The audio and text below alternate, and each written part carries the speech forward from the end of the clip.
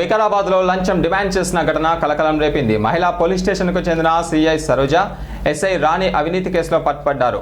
కుటుంబం వివాదానికి సంబంధించిన కేసుకు సెక్షన్ 498A కింద నమోదు చేసి స్టేషన్ బెయిల్ పేరుతో ఒక్కొక్కరికి 10,000 చొప్పున లంచం డిమాండ్ చేశారు. దీనిలో మొత్తం 60,000 లంచం డిమాండ్ చేసినట్లుగా తెలుస్తుంది. లంచం డిమాండ్ను సహించలేక సంబంధిత అధికారులకు సమాచారం అందించడంతో లంచం స్వీకరిస్తున్న సమయంలో ఏసీబీ అధికారులు రెడ్ హ్యాండెడ్గా పట్టుకున్నారు. ప్రజలు భయపడకుండా అవినీతి ఘటనలపైన ముందుకు వచ్చి ఫిర్యాదు చేయాలని, చట్టం వారికి అండగా ఉంటుందని ఏసీపీ డిఎస్పీ ఆనంద్ కుమార్ తెలిపారు. జరిగిందని చెప్పేసి అక్కడ పోలీస్ స్టేషన్కి పిలిపేయడం జరిగిందని చెప్పాడు. ఏమైంది అని అంటే ఈ పోలీస్ స్టేషన్లో ఆయన పైన ఒక 498A కేసు అంటే ఐపీసీలో రిజిస్టర్ చేశారు. అది పాతకాలంది, దాంట్లో మీరు రండి అని చెప్పారంట. కానీ ఇక్కడికి వచ్చి చూస్తే అది హరాస్మెంట్ కింద అతని పైన ఒక కేసు రిజిస్టర్ అయింది.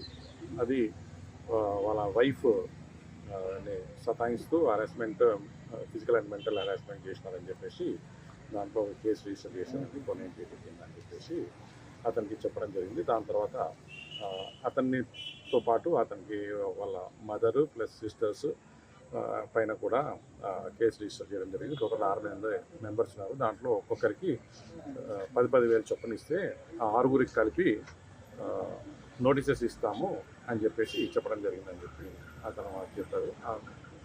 60,000 రూపీస్లోంచి ఇతను రిక్వెస్ట్ చేయగా 40,000 రూపీస్కి ఒప్పుకోవడం జరిగింది.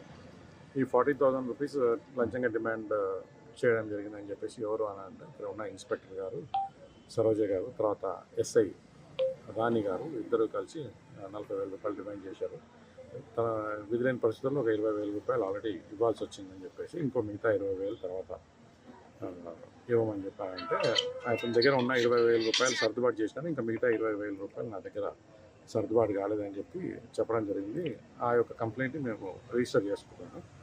రిజిస్టర్ చేసుకున్న తర్వాత వెరిఫై చేసుకున్న తర్వాత కొంచెం ఎవిడెన్సెస్ అవి కూడా మాకు లభ్యం అవ్వడం జరిగింది. దాని తర్వాత ఈరోజు ఇక్కడ వచ్చేసి ఆ ప్రాసెస్లో ఎంక్వైరీ చేస్తున్నాం. సరోజ గారిని ప్లస్ ఈ రాణి గారిని ఇద్దరిని విచారణ చేస్తున్నాం. సార్ అమౌంట్ ఎట్లా ఇచ్చారు sir? Net amount by hand తీసుకున్నాను. క్యాష్ 20,000 తీసుకుంటాను. ఫస్ట్ ఆల్రెడీ తీసుకున్నారు. ఈరోజు మళ్ళీ ఇంకొక తర్వాత 20,000 రూపీస్ తర్వాత మళ్ళీ ఇవ్వమన్నారు. కానీ అతని దగ్గర లేకుండా మా దగ్గర వచ్చినప్పుడు అప్రోచ్ అయినప్పుడు ఆ 20,000 లేదంటే సరే అని చెప్పేసి ఆర్సీఓ కింద కేసు రిజిస్టర్ చేసుకుని వచ్చాను.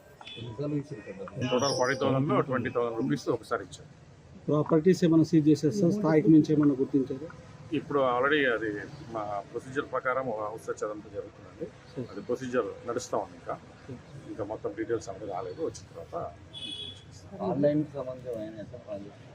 అది వెరిఫై చేస్తామండి. వాళ్ళ ఫోన్స్లో మేము అది కూడా వెరిఫై చేయాలి. సార్ 20,000 ఎవరికి ఇచ్చారు సార్? సిఐకి, ఎస్ఐకి? ఇన్స్పెక్టర్ గారి ముందు ఎస్ఐ గారికి ఇవ్వడం జరిగింది.